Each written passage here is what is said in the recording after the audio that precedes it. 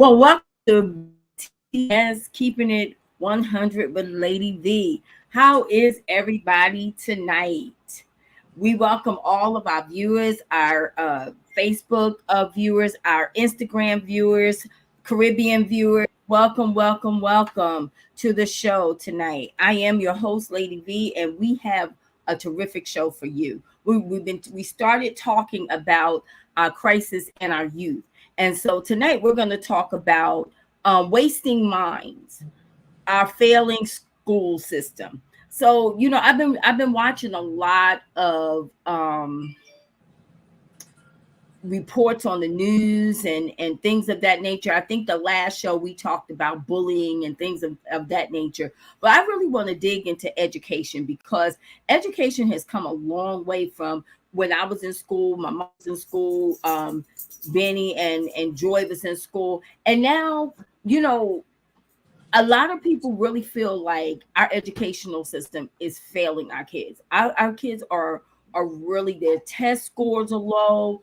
Um, they blame it on COVID, but I really don't think it's a COVID issue, more so than it's a few components. But before we talk about it, I want to introduce my co-host. So first we have Dr. Von Bennett. How are you this evening, Dr. Bennett? I'm doing well. I'm doing very well. Thank you. Thanks for asking. Anything great going on? I know you have Get Help and all of the other things that you do with your counseling. So tell us a little bit about what's been going on with you. Well, I have Get Help, and I do that on the first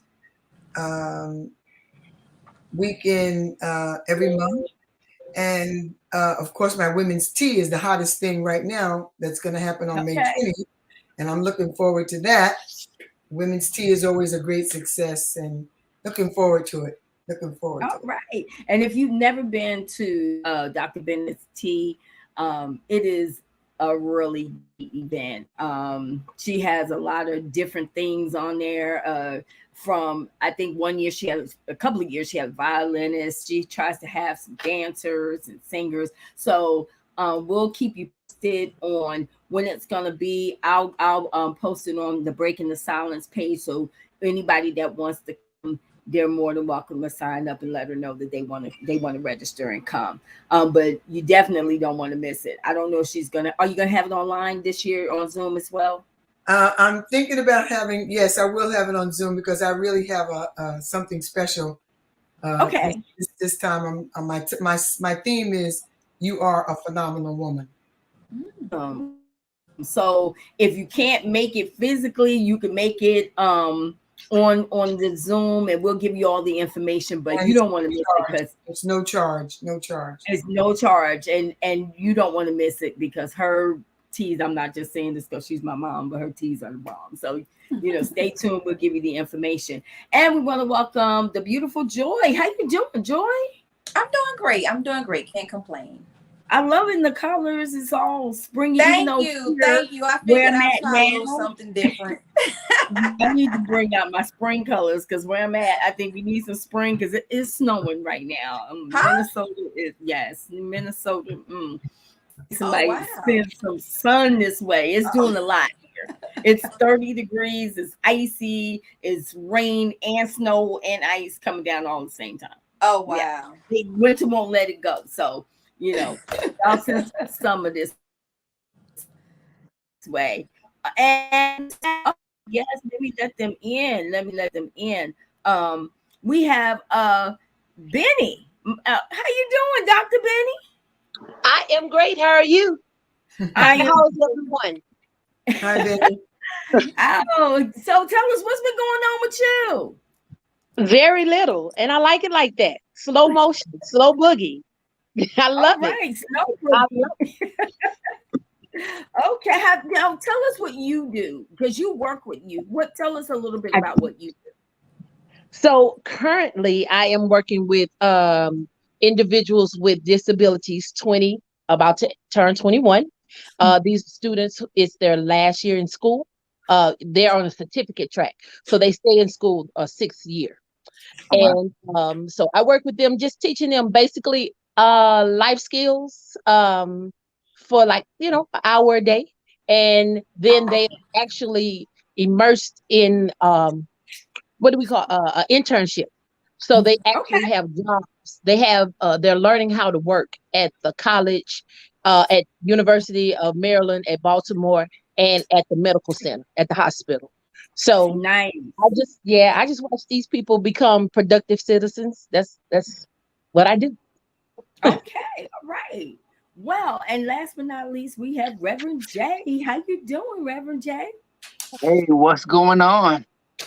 Listen, you tell me. I've been seeing you on Facebook. I saw you on Sunday. You're doing. It look like you're doing a lot of great things. So why don't you tell us what you're doing?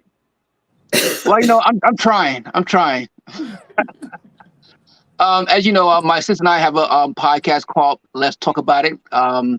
We don't air on any specific day or time. Whenever we have a burning topic, we talk about it. Or guests that have something to talk about, we have a show. Of course, I started a virtue online church called Life Changing Ministries. Look and see where that goes. Look and see how God will bless that. Also, I'm an entrepreneur, which is going well in the state of New Jersey. Just trying to live the American dream. All right, all right. Not to mention you're a husband and a dad too. You know, so Husband, I dad. peep your pictures. I do. I peep your pictures. I see what you're doing. My wife keeps You're us busy. doing She keeps us busy. great. You're doing great things. You're doing great things. Well, and I just want to say that, I finally got my life coach certificate. So you are looking at Awesome. Coach V. So you'll be hearing more, you'll be seeing more on my page. I finally got my certificate. So now I'm starting my business. So, That's good. Awesome. I take referrals, anybody that's interested, and I'll be giving out my business cards and all of that. But I'll be doing some posting on Facebook too. So we want to dig into the topic, wasting minds. And I had to think about that because I was like, man, where are we going wrong with our youth? Now, a few years ago, there was something that came out that said "No Child Left Behind," and I think that's where it started, because I believe that the standard actually got it lowered because someone thought, okay, well, as long as the children are not misbehaving, let's go ahead and do the curve grades. They would call them curves. Even though you failed English 4 years and you failed math 4 years, you can write an essay and that'll get you in the graduation door. And what I felt like that did was it set a lower standard for especially not only our African American children, but also just our children across the board, because now they don't have to do a lot of things that was required of them back when we were going to school. I had to write book reports. I had to do spelling words. We had to define them. We had to put them in sentences. Now everything is computerized, and what is showing is the test scores, because everything is about these tests. These tests, and the kids can't pass the test because the teachers can't teach the students. So I want to break it down, and I want to find out where is this breakdown coming from. Because I think we watched 3 videos, but one of the things that I liked was when the guy said, we have taken our children and made them robots in the class. Everything is sit down, you sit this way, you do this, you do that, and everything is so structured until we're not tapping into anything else. We're setting them up to be able to do one type of job, because all they're doing is sitting for 6 hours, and we're not allowing that creativity to come out. Joy, you just talked about your daughter in school. What do you think about that? I believe that's true, because I believe that all children, well, I know all children have different learning styles. I struggle somewhat in some areas of schools because of that. I'm not a just sit down and you can't just talk to me and I pick up on stuff. My daughter, on the other hand, she can sit and you could just talk to her. She doesn't need a lot of, like, I need theatrics, I need voice elevations, like I need the dramatics for me to sit there and concentrate. Other than that, you got 5 seconds of my attention, then my mind is just off in la la land. And I think they have to take that into account. And also they have to take into account the mindset of children now. You have to realize these children are computer, these are the tech kids. Most videos, they'll tell you, you know, that's why they have these shorts and these reels. And a lot of times their attention span is very, very limited. So I think that we have to take into account the way children learn. And once they find a way that children learn, then I think you could probably, I don't know how they would do that, but if you could separate it or make a classroom to where the curriculum is there to teach all children, teach every child in every way that they'll learn, instead of just the regular, you know, turn your books, read this chapter, do this, you know, and they stand at the whiteboard and just write down, you know, problems and equations and say, okay, well, do you understand? And of course, just like we've all been told, when somebody say, do you understand? You just say, yes, we understand. Most kids don't raise their hand and say, no, I don't understand that question, or I don't get it. I don't understand. Most people are not confident enough to speak out to say, no, I don't understand what you're saying. So, so when you say, because I have that same issue, when I'm in a classroom or any type of setting, you're gonna lose my attention if you don't give me, because I learn differently. I'm a hands-on. You can't just monotone teach me, right? And so I'm gonna ask this to Benny. So do you feel like that more people diagnose children as ADHD and ADD, and they're being misdiagnosed, and they're just not tapping into how they actually learn, what their learning style is?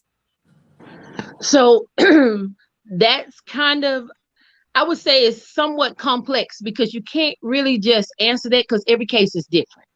I'm listening to Joy say, you know, she has to learn a certain way and her daughter can just pick it up. So for what, I don't know, what was it, 8 years? That was my job, is to figure out the student's deficit. I was the educational diagnostician. I had to find out their deficit and find out how can we present the information to them. There are some people, there are sometimes saying that a student has ADHD or whatever. That's an easy way just to cop out, because if behaviors accompany that ADHD, then that's okay. So now he has a behavior, we're gonna move him to the side and we're gonna focus on these others. It's somewhat important that as educators or parents, even, we understand what the kids actually really need. So yeah, that does happen when the kids are overly diagnosed, because that's just an easy way out. And as you initially said, the the testing, you know, you want these students out of the way so that you can focus on the testing. So when you're teaching to test, then it's hard to find out how everybody's going to learn, because you're teaching to test. So yeah, sometimes it is used, and I hope I answered what you asked, but yeah, sometimes it is used as a cop out. It is. And then other times it's to figure out how can we help this kid. So but in order to help them, we have to have devoted individuals and supportive families. That's why I say it's complex. You got to have. Jump in real quick? Sure. I think the key word when talking about the educational system is system. It's a system like every other system that society has. The education system, the judicial system, and it's only going to be able to do but so much because it's a system. Everything else that needs to be done, I'm sorry, parents will have to be more involved, and to be some self-will. I personally struggled in math when I was in elementary school into high school. But when I got to college, I made a determination to ace math. And guess what? I did. And since then, I've gotten my bachelor's degree in counseling psychology, and I got graduated with honors, cum laude. And I'm working on my degree in theology, which I should never took, but I'm sure I aced that too. But and again, I learned again. You just can't talk to me either about in class. I need be interested, but that's my job. I learned, and I think again, we need that. I think we need more. I guess somehow raise the standard instead of lowering the standard for our children, because again, it's going to take some effort from a child to if you want to get better, you're gonna have to put in some extra work. Because my brother, when he went to school, he hardly went to school and got A's. I went to school every single day and barely graduated. Now I did some little smart things so I could graduate, so somebody would pass me. But but when I got to college, I put more effort into it. And guess what? Come to my surprise, I could do math. I just had to put a little more effort into it than the other person. So.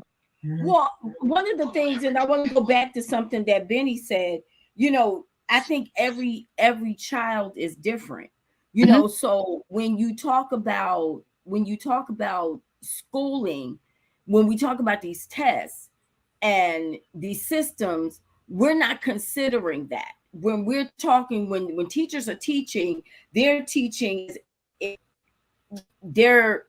have an audience of 20 students.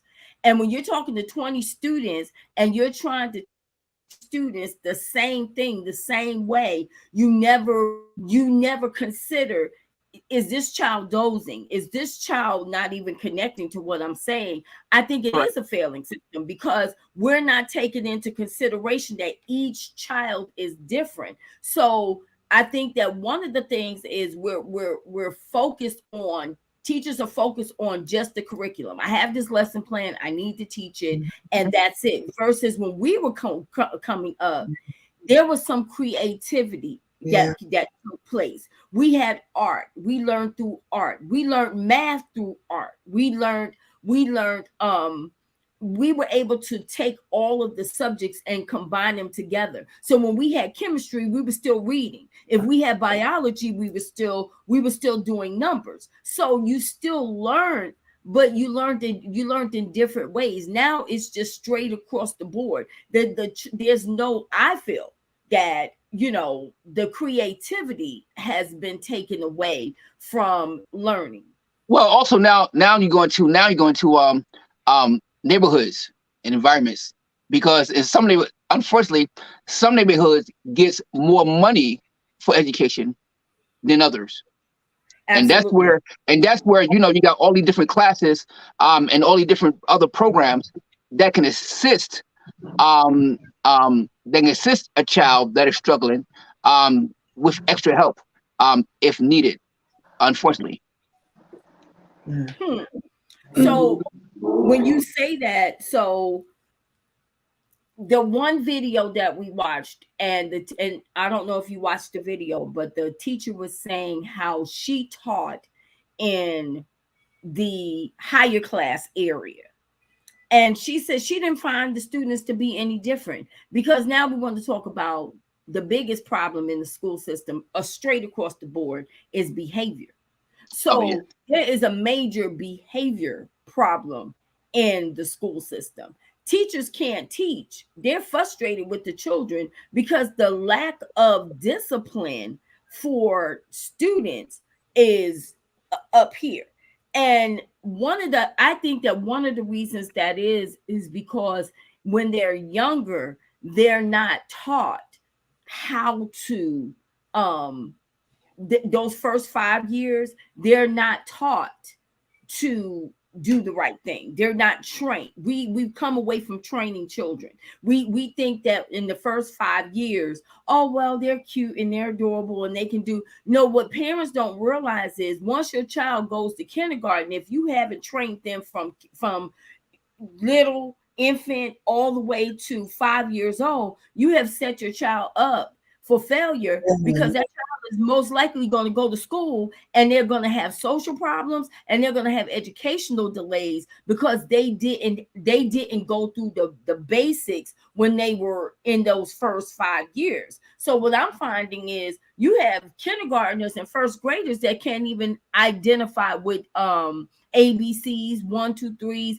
and parents don't realize that there are what you call milestones. So how do we now fill in the gap when we have, and it's something Reverend Jay said, it's not just the system, it's also the parents. The parents have failed their children to come into the schools, to come to school and actually be prepared to go to school. It's kind of like you really don't have a choice, because if you keep them home, they're going to have social issues. If you take them to school, you still got to do your part as a parent. What do you think about that, Dr. Bennett?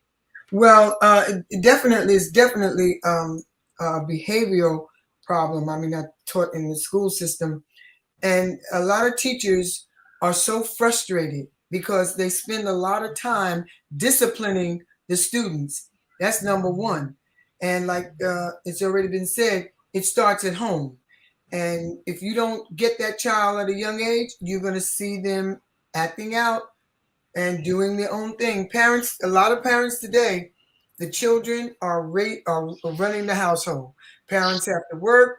Children are running the household. Children are responsible for getting their meals, and they go to school. They're acting out. The behavior is terrible. In addition to, a lot of teachers are using outdated material methods. A lot of their teaching methods are outdated, and children today a lot of children are up on social media and so forth and so on. So, when the teacher is trying to teach something or comes out with something and the child already knows it, they're making fun of the teachers. It's not a good thing. I'm glad to be out of the school system. I really am. It's hard. It's very hard.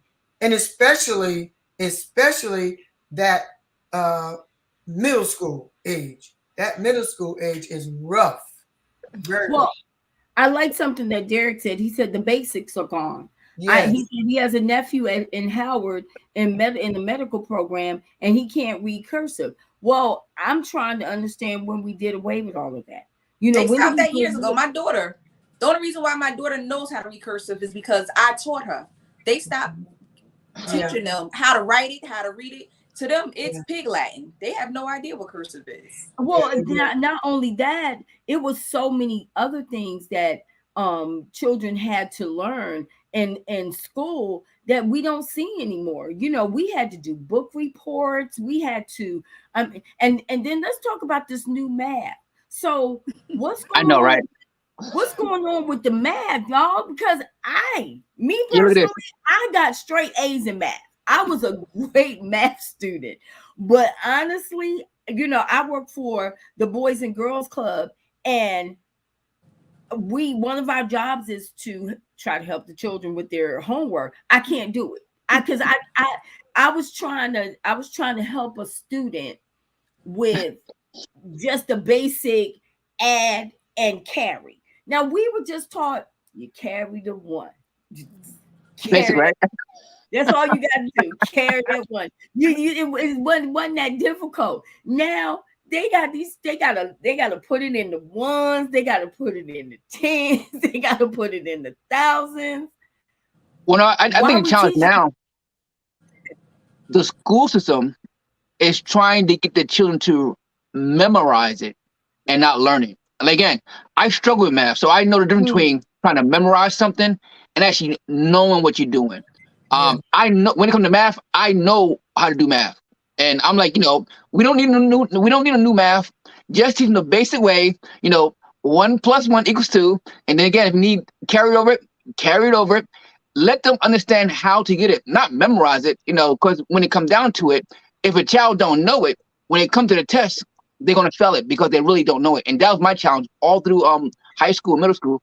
I didn't know math, but when I got to college, I used to take my math classes in the morning time, and I go home and study for about 4 or 5 hours because I was determined to learn math like it was the back of my hand. And to my surprise, I was like, hold a second, math is very simple. You only get one answer. And then for years and years and years, what about how they use the method of paper? You know, you would do a test on paper and pass your assignments, and now everything is a Chromebook. Yeah. Yeah. Everything is a And Chromebook. one thing that I'm finding, and I'm gonna direct this to Benny. I'm finding that it's too much technology and not enough just basic learning. You Yeah. know, the kids are sitting in front of the computers and they're they're telling them how to read instead of like I have students that can't even sound out words because everything is being said to them. So when you look at the computer is telling you Spot ran down the hill and just point to what you think Spot is, and they give you a picture of a dog, a cat, and the dog is running down the hill. That's not teaching children how to read. So I feel like technology even is failing our kids because they are so programmed to that computer, and we had to show our work, we had to work it out, we had to Yeah. work out formulas, we had to use, and it goes back to wasting minds, we had to use our minds. We didn't have a computer to think for us, we had to use our minds to think for ourselves. So what I want to ask Benny, in you said that you used to have to do the testing. You used the professional word. I don't quite know how to say that word, but it sounds good. So when you would test, now when you look at the testing that's going on, are they profiling the children? So we could say that they are profiling the kids because so when you do standardized testing, it is so many subpopulations that fall under these different categories. You have uh your test, you have your general test, but then you may have a kid who's Asian, then you may have a kid who's black, then you may have a kid who's special ed, and then you may have a kid who's Asian in special ed, and that's a whole nother subpopulation. Then you may have a kid who's black in special ed, or white and economically disadvantaged. That's a whole nother population. So some of it can be profiled because it's so many subpopulations that we have. The test can't fit everybody, so that very well could be possible. But see, I think So that I want I to think ask that's a a part two to that question. Mhm. So here we go. We'll put it out there. So do we feel like there is a setup in our system Over our our black let me and go ahead. American children to fail Uh-huh. so they can become part of a system It the versus your other cultures of mhm, mhm. go ahead. The system is designed to be the system, okay? Mhm. And we have to be smart. Our So let me just answer this question. In special education, I've been in Texas and now I'm here in Maryland. And everywhere I've been, those two spots, I can't say everywhere across the world, but I can say those are two totally different cultures. And there has always been in both places an overrepresentation of African American males in special education. Mm. Okay. Next, Mm. okay. So also when you look at the juvenile system and the alternative schools and those type of things, because I've done both in both places, Mhm. there is an overpopulation of African American males. So whether the system is designed to do that or we're not equipping our kids in order to work within the system, it's one or the other. I can't answer that today, but I can say that there is an overpopulation of a certain type of person, and we need to work on that. Yeah. Yeah. Yeah, I believe that's true. I believe that we have to do our duties as parents to, make sure that our children can go through the system successfully. My daughter, when she was in first grade, she got held back. Now, remind you, she went to a predominantly white school. Now, not she was the only one who got held back, but it seems like majority of the black people, or if they was mixed with black, they got held back that year. So, and she did have issues with reading. I would give them that. She did have issues. So my parents and I got a thing where it was either Rutgers or UMD&J, and we took her that summer, and she went to classes where they taught children how to read. And ever since then, she has been going through school with no problem, straight A student every year. But I think that as soon as you realize that there is a problem as a parent, you have to then take the initiative to say, okay, just so, because I believe that those stigmas, stick with kids who were in absolutely in special ed that we knew, those type of stigmas stick with them even until adulthood. I didn't want my daughter to get caught up in the, oh, well, maybe I'm not good enough, or maybe I'm stupid, or I don't have to. I refuse to let that be her, her life story. So I made a conscious decision that, look, me and my parents, that this is not going to happen.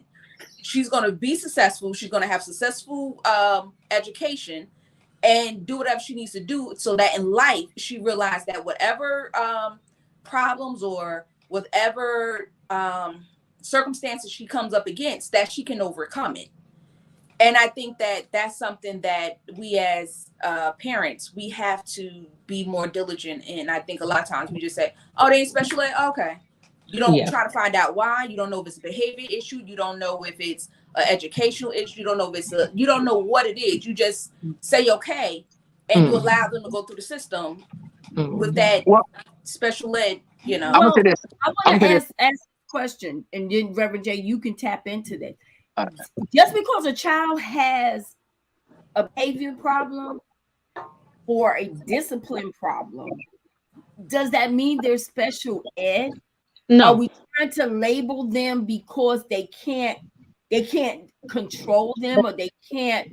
Because I feel like if you can't reach them, you can't teach them. So when I see children that are misbehaving, we're quick to want to label them, and that I don't find that that's always necessary. A necessary thing, that they may have some type of disability, or they may be autistic or whatever. Go ahead, Reverend J. Well, my son's on the spectrum of autism, and he's in special education. And he has struggles with, especially with math. But I don't care.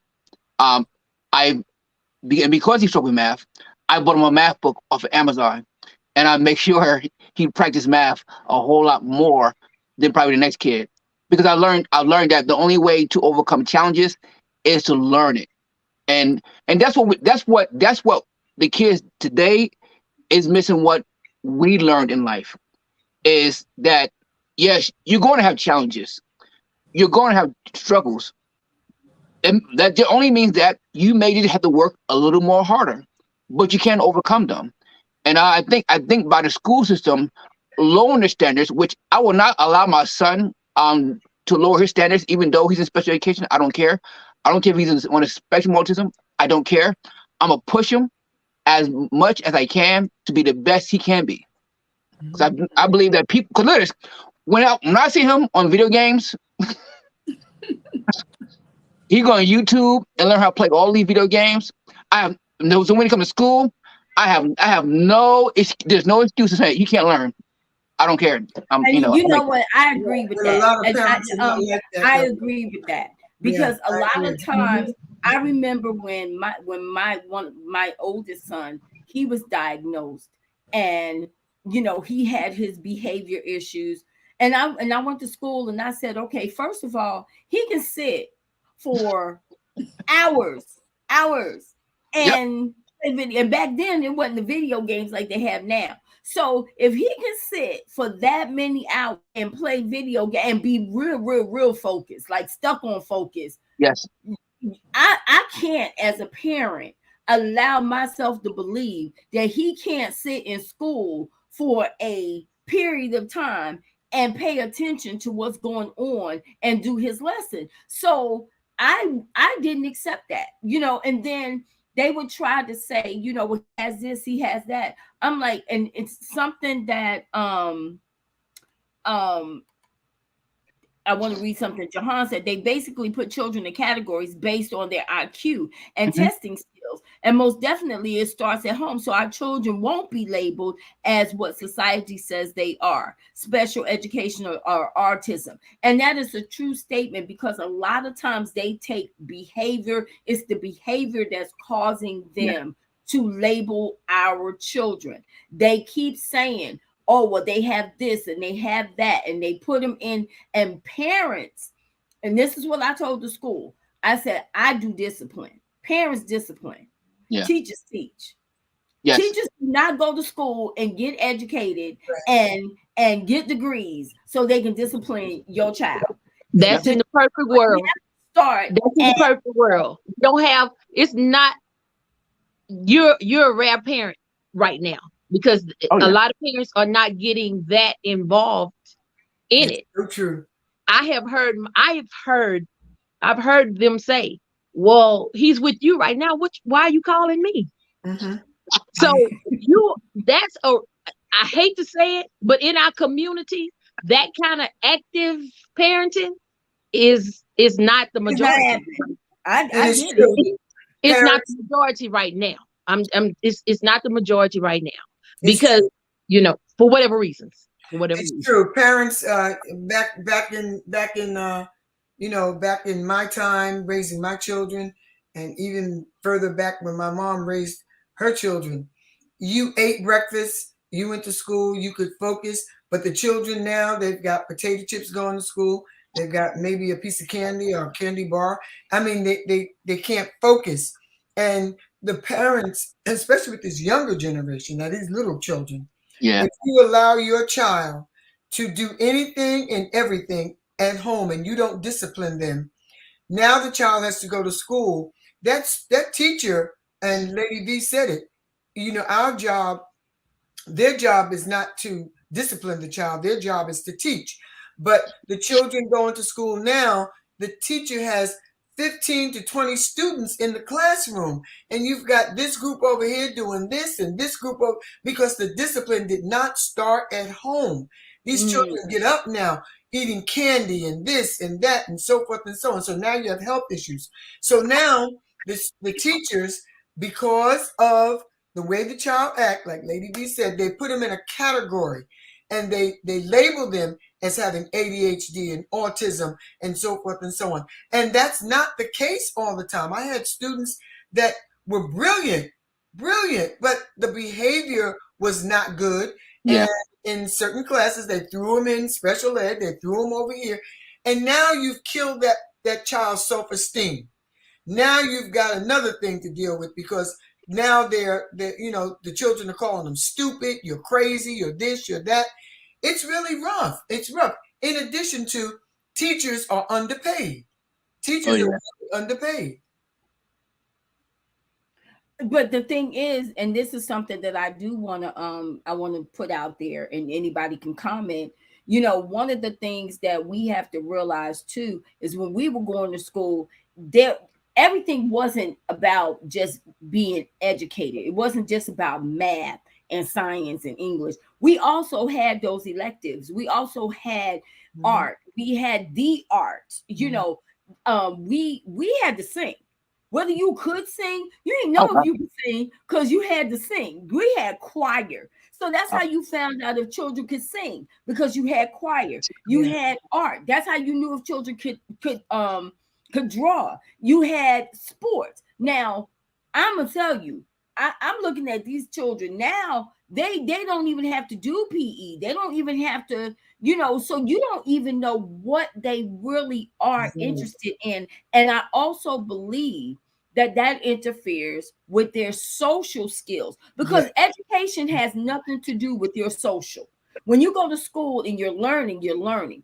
But they're not tapping into the social part. What taps into the social part is the other things. And I believe that the other things they're not focused on. They're saying, oh, well, that's not important. They don't need to sing. They don't need to dance. They don't need to do this. They don't need to do that. Let the parents pay extra for that. But that's why they're going to school, in my opinion, and that's why they're acting out. Go back to something Derek said, because we've come away from the basics. Those things that we to do in order to get along with our peers, they're not enforced anymore. So, and I'll put that on the floor. What do you guys think? Well, it's true. I want to just say this one thing. It's very, very true that when I was in the school system and I taught in the process of teaching a group of students, I also implemented life skills. Mm-hmm. I could take a story and turn it into a life skill thing. Exactly. And that's something that most students are not getting now. They're really not getting that. Something Selena said, yes, that is true. They don't have anything for the kids to find out what they like to do or interested in. So right. how is that? I agree. How is that working? I think learning math, science, all that stuff is essential because you need to learn how to pass tests in life in general. So you need to be able to do anything and pass before you get to do what you love, because in life you always will not be able to get to do what you love, but you still need to be able to succeed. Now, at the same time, though, I do agree that a person needs to find that thing that motivates them, that thing that makes them happy. It gives them the motivation to do the other things. And I think that's could be a lot of reason for especially inner city children, with the challenges that they don't have that thing, they don't have that thing that they enjoy doing, so they're not encouraged or have the self-esteem, because when you find that thing that you're good at, you have your self-esteem is actually increased, because now you say, oh, I'm good at this, and now you are able to work at something else also, the thing you do struggle at. So. Yeah, they've cut out a lot of things. I mean, when I was going to school, we had options. We had shop, we had cooking, we had sewing. All those things made a big difference because, then you went to your academics, but those things, you learned other things. And this is how you found out, you were able to find out what I'm good at. Some things that young boys built in shop. Oh my goodness, a lot of those students had those things for years and years and years. I learned how to sew. When I was in school, I took sewing. I didn't want to take cooking. I took sewing, but you had options. That is now true. the challenge with that is that I wasn't good at anything like sewing. I tried basketball. I wasn't that really good on that. But you know what? It's funny that you say that, but there was something that you were good at. I was watching. I was good at making sure I came home with grades that passed, because I knew if I did. Good at bowling. You was on a bowling. Yeah, team. but at the same time, I was good at making sure that I passed my grades, because I knew if I didn't, there was some trouble at home. But if I can remember, you were a talker. And this is the thing. I like something Steve Harvey said. He said, just because you may have some challenges, you still may have some dreams and ideas of what you want to do. And it may just take a minute for those things to come to pass. Go back to Benny. I used to work with disabled adults. Now, what they teach you is to look at their, the IP, and to see what they are interested in. Now, I thought it was really cool because I had one guy, he really wanted to be a novelist. He wanted to write. Now, because of his disability, he was not able to do that in real life. He wasn't able to do that. But what we were taught was we tap into his dream, his idea.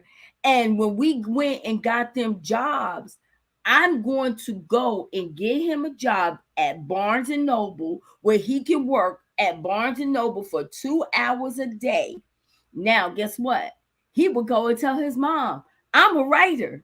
I'm a writer. I'm an author. You know why? Because we tapped into what he wanted to do, and instead of what we wanted them to do. Well, it works that same way with our children. Right. Yeah, we may have children that want to be a doctor.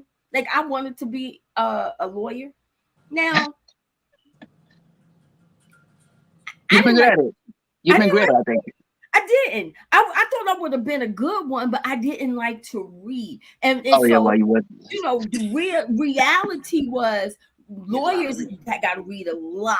Yeah. But that didn't mean that my parents didn't push me towards what that could have been in another area. Just because I wasn't really into reading didn't mean that I couldn't pursue another area in law or another area. You have to find out what that child is interested in and tap into it, and not just say, oh, you're not good at anything, so we're not gonna do anything with you because you're just a loser in life. No, it doesn't mean that. I want to read something. It also goes back to it takes a village. The teachers are not engaging. I wanted to ask a question. How often are teachers engaging with parents in 2023? I know when I was coming up, my teachers called my mom all the time.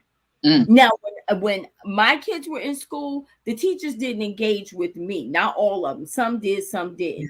But I think that is a large part because now I feel that the teachers are more everything is robotic. Everything is okay. Take out your book. They're not even into good morning. How was your weekend? You know, we used to have little conversations before we started our day. You know, they're not even asking those questions anymore. Right. Anybody? No, it's true. It's true. And I don't think the teachers, unless there's something that has happened that's terrible, then the parents find out about it. But the teachers, a lot of teachers are just frustrated. Yeah. The workload is very, very heavy on a teacher. It's not easy. I mean, just think about the average parent that has 2 children in a household, 2 or 3 children. It's a lot of work. Now you've got this teacher here with 20 students, and all 20 of them have a different personality. It's rough. It's not easy. And then also, again, you know, if the teacher is worried about their lifestyle and they're struggling, it's hard for them to really focus on really, you know, doing any extra than what, you know, then that's in the classroom to do. So again, you know, it goes back to now the parenting. You know, I think society needs to change and take the focus of responsibility off the school system, which is a system. It's a system. We gotta understand that the school system is a system, and any system is only going to benefit those who design it. Right. So again, if I'm in a system, that means if you go to the school system, you only can get what it's designed to give you. And again, we grew up in Newark, so we didn't have all the, you know, the different great classes or the different atmospheres, but you know, we took what we had and we gleaned from it, and then we got other things. We went to church, you know, we got, you know, mentors, and we got exposure. You know, one of the things we do with my son is really give him exposure. I'll pay $1 million to make sure I give my son have extra exposure outside the house, which most kids don't get. Which I think is a life changer. Whenever you can take your children out of the environment that they're in and let them go into different environments, they see how much a better life is. That's a great motivator to change. I totally agree. I think that teaching children to be culturally diverse, you know, and to find to introduce them. Like when I was going to school, we listened to different types of music. So, you know, now as an adult, I can appreciate different types of music. You know, when I go out with my husband, he's like, you playing that music right there, aren't you? Yeah, because I'm diverse enough where I can listen to country, I can listen to rock and roll, I can listen to R&B. I can respect people and their differences because that's what I was taught. And I believe that, you know, it's something Selena said that I totally agree with. School used to be something that children were excited to go to. You know, when we were growing up, you were excited to go to school. You knew you were going to see your friends. You knew you were going to be able to go, and you know, it was a place away from home. But now, especially for those children that had tough houses that they grew up in, but now school is just as rough as home. You know, you got teachers, and Reverend Jay said it. Teachers, they got too much stuff going on, you know, and they bring. I think they just had a situation in Virginia where a teacher smacked a kid. You know, you got to be able to love children to work with children.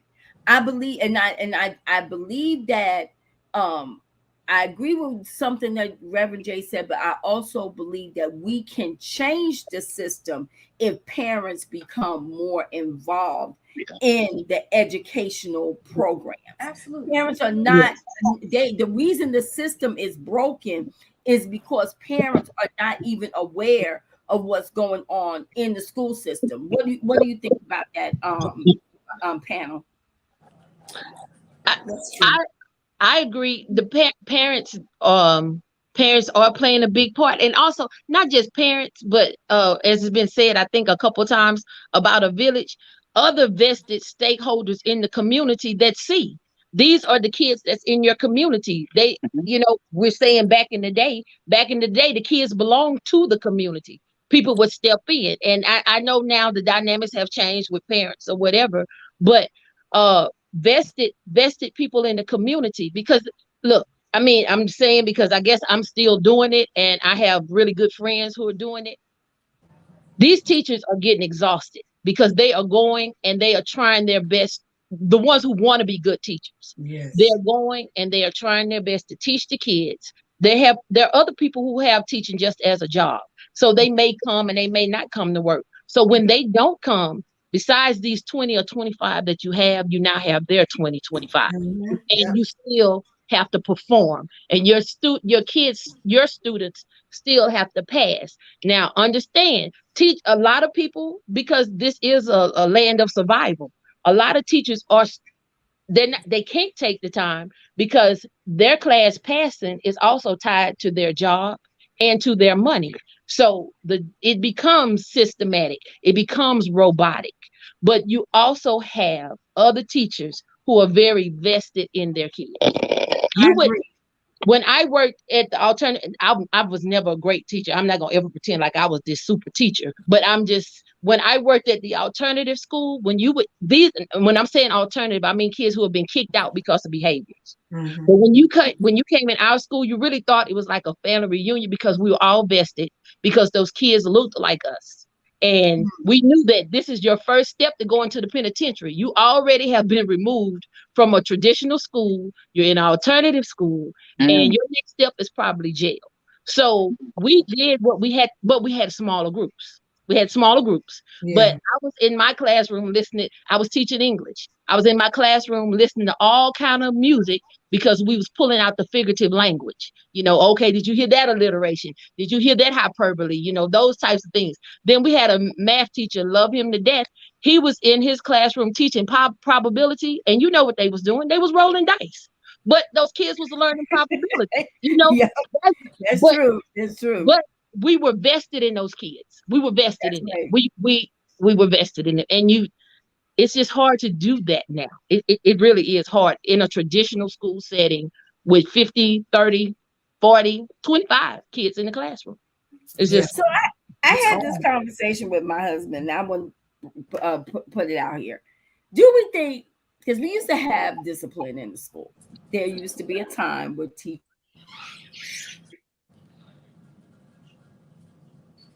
I'll say again. You froze. I think she's frozen. You froze, Vaughn. I guess she was about to say about teachers used to be able to discipline the children. Do she think that we need to go back to teachers being able to discipline children? Absolutely not. No. Yes. Yes. I I think believe that I there's think a I now. think I can tell y'all now. I used to be over the youth group at my dad's church, and I was known. People known are they'll say, "Joy, beat anybody kid," and I will. I'm not gonna hold you and say I won't. I will, but I say I discipline children because I love them, and I understand that. Y'all, Josh laughs, but I understand that you have to learn how to obey authority when necessary, because it can be a life-saving that's a life-saving thing. Like you get into and in front of a police officer, he tells you get out your car, and you're like, no, I'm not getting out my car. Well, I need you got the car. Well, tell me why you pulling me over. Next thing you in, then he say, all right, get out the car, you're about to be arrested. Well, why are you arresting me? Now you're fighting, tussling with him. He pulls out a gun, shoot you because the lack of authority.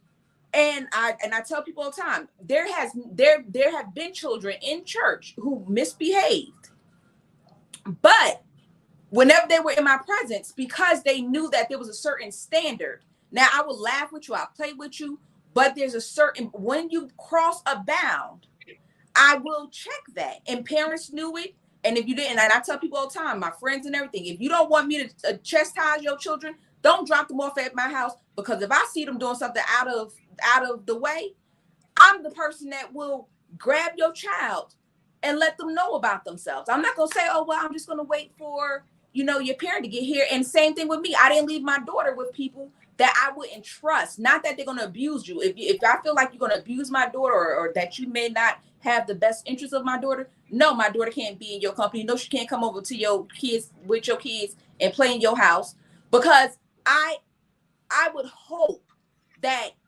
if she got out of line, that you would handle it. The same way when I was younger, if I go to Dr. Bennett's house, I would never act up at Dr. Bennett's house, because I would assume that, okay, Dr. Bennett will give me a spanking. I'm not about to do that. And if she gave me a baby spanking, then I know when I got home, my father was definitely gonna get it. Like I knew that was gonna be a whole, and I definitely didn't want those problems. But I think that children not having any repercussions about their actions is what's causing a whole lot of chaos, because they don't care. They're not scared of anybody. There's nothing. They feel like, oh yeah, well, I'm here. What you gonna do about it? I just seen on social media, this girl got up in this teacher's face, basically bullied the teacher out of the room. The teacher, she almost slammed the teacher's hand or something in the door. And so the teacher like went to go grab her, and then they started like full on fighting. And I'm thinking, who is this child's mother? Because there's no way I would see, if I even seen that my daughter got slick with an adult, there was going to be a real problem in my house. Okay. Dr. Bennett? Parents today are different than years ago when teachers were allowed to discipline, because today people get so angry and they're all ribbed up about other problems in their life, and it turns into abuse. They don't know how to discipline a child. They really don't. And that's how now you have to understand too, you're dealing with a different generation of children, because if a teacher went to discipline a child, you automatically got a fight. These children pulling out guns, these children pulling out knives, they're pulling out, so the teacher to discipline a child physically is putting their life on the line. Yeah, true. That's exactly what they're doing. Dr. Bennett. So it's different. The discipline is different. It's a different, you're a different person. Like Joy said, she would reprimand a child, maybe spank a child if a child came to her house or whatever, but you're not all angry about something that happened 3 years ago in your life, and you're emotional and then full of anxiety, because a lot of parents, that's why a lot of parents today should not physically spank their children, because they're so angry until a lot of children, you go to the emergency room and you'll see children hurt. And the parents are lying, saying they fell and they beat that child. Where were those people when I was growing up? Right. Right. Exactly. I couldn't call nobody. Do you think that there should be discipline back in school? You asking me? No. Who did you ask? Did you ask me? Ben. I do to a certain extent. I do. Corporal punishment. Yeah, to a certain extent. I do. Okay. Reverend J? No. The school is the system. The system does this, that, and that's all it should do. They should teach math, English, science, social studies. That's what you do. The parents need to be more active. If you don't want a child to get shot by police, you better teach your children how to obey authority. Right. Bottom line. Right. And if the child is acting up that much in school, the teachers should have a backup system to get that child out of the classroom so they can continue to do what they're called to do. That's what they used to do. I think the parents be held accountable more. And so I think there should be something set up where and I know in the school that I worked in, I had it where the first time teacher talks to you, the second time the teacher tries to redirect you, the third time you come to the office. After you come to the office, now your parents come pick you up and take you home. Right. And this was and one thing that I'm a firm believer, you convenience in parents, because see the problem is, and it goes back to something one parents don't want to be inconvenienced. They don't want you to call them and tell them that they have to come and get their child and take their child home. But I don't agree with corporal punishment in the school, because I would not want anybody spanking my child. I believe that is my job and my job only. So because I believe that, I used to tell my children, if I have to come up to the school, if I get a phone call and I got to come up to the school because you're misbehaving, we're not going to have a conversation. Right. It's not. It's not going to be a conversation. It's going to be hands-on only, because I had to leave my good job. I had to come up to this school. I had to figure out why you acting out. So I'm not going to sit there and go, oh, well, why can't you get along with your teacher? No, get in the car. Get in the car and they'll be right back. Because I'm going to take you in the car, I'm going to handle you, and then I'm going to bring you back in class. Now, you better get some sniffles together. And that's what parents are not doing. You call parents, and they're like, well, why are you calling me? Why are you calling me? What do you mean, why am I calling you? This is your child. Because I think that the reason we shouldn't bring corporal punishment back into the school is because I don't want to be responsible for a child saying, my teacher, you hit me. Right. Oh, yeah. Right. And now I'm going to jail because the child has said I put my hands on them. No, it's not worth it. You went to school, you got an education. You hold that parent accountable. You let that parent call on that cell phone and be like, you need to come get your child. Because I cannot do it. I believe that's probably because years ago, I remember parents coming to school and beating their children in front of the whole class. I remember that used to be a thing. Now, I personally know of women who are parents who child gets called, they get called to come pick their child up. They'll pick the kid up and the kid will go upstairs and do whatever they want to do. And, and at one point, this was almost like a daily type of situation where it was like, they drop them off at 8, by 10 o'clock, she's going to go and pick them up. And it was almost a daily type of situation. And there was no repercussions. It was just like, well, they triggered him. They, they did something. They don't know how to. And though I see that as, most parents, they don't want to find out really what's the problem. Because my thing is, I know I personally, I didn't have the ability to say to my parents, oh, just come pick me up from school. If my parents had to come pick me up, I knew it was going to be some problem. I couldn't even play sick to stop going to church. If I said, Dad, I'm sick, He's like, okay, make sure you sick once I come back from church. You ain't going outside. I don't want to see you sitting right here. You're going to be in that bed that whole day.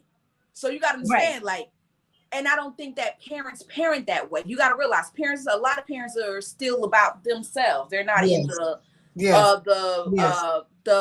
the way of let's train this child. They're like, it's still about me. I'm still popping. I'm still this. Right. So their thing is, all right, I got to pick you up now. Good. Because that means I don't got to get up out of my bed at 3, or I ain't got to stop doing what I'm doing at 2:45 to go pick you up. I can just let you do whatever. You here at 10, now I can get the rest of my day done. So a lot of parents think like that. So and then to add to what Joy just said, you have parents that, okay, why are you calling me? You take care of it. Then the teacher hits the child, and now the parent want to take the teacher to court. Right. But he didn't the child. Yeah. And that's why I believe that we should hold parents accountable, because these children these days say some stuff out their mouth that will cause a teacher to go straight to prison. I've had somebody else's child say some stuff to me, and I'm just like, you know what? I had to walk out, because I'm like, you just walked out. I had to walk out. And because the thing is, I said, if I stay in here, I'm going to snatch your child up and I'm going to go to jail. So I think that the discipline has to be, and when we talk about discipline, parents, and we're gonna talk about that next week, because we're gonna talk about discipline in the home. So I don't want to go into that tonight, but I do want to say that is a major issue. Why teachers are frustrated because they cannot teach, because there's too many behavior problems in the school system. So final words, Joy. I believe that teachers, those who give their lives to educate, try and do your best to reach all of your students. And for parents, take more initiative to find out what it is that your child needs and how you can be of help to help them to develop into the best person that they can be. Right. Benny? As teachers, we need to continue to try to reach as many as we can. Even though a kid may not be college bound, educators understand, even though a kid may not be college bound, there is something that child can do. And so just try to tap in and try to reach them at their level. Right. Reverend J. Well, parents, the school system is a system. So guess what? And it's only going to do what it's built to do. If you want your children to succeed and excel, you are going to have to do some extra work. I'm sorry. That's just the way it works. It is true. Dr. Bennett. I believe that parents should prepare their children for school. Mm-hmm.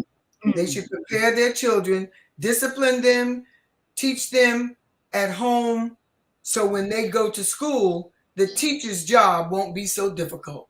Mm-hmm.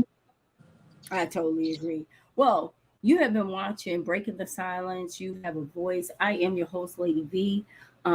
This has been a really great topic. It's called Wasting Minds, our failing school system. And we've been talking about how the school system is failing our children. All this month, we're going to be talking about, I think we have one more week, and we're going to talk about next week. It's going to be juicy, because we're going to talk about discipline in the home. Parents got to parent their children. So get ready, because I know that there are some parents that are not doing that. So we're going to talk about that next week. But I want to thank all of our viewers. I want to thank our Facebook viewers, our Instagram viewers, TikTok viewers. Also, thank everybody that made comments. I know Jahan, thank you for making comments. I know she was trying to make it. She was on the road, but I appreciate her. We miss you. So hopefully you can make it next week. But we want to thank everybody for participating today, and put more comments on there. And if you have any topics that you want us to discuss, feel free to put it in the inbox. We take suggestions because we want to know some of the things that you're interested in. I know there's a whole lot of stuff going on out there. So if you can think of some topics, definitely inbox me and let me know. And we'll definitely consider it and put it on the show. But until next week, we do air right now. We're airing, like Reverend J, it kind of goes, is fluctuating because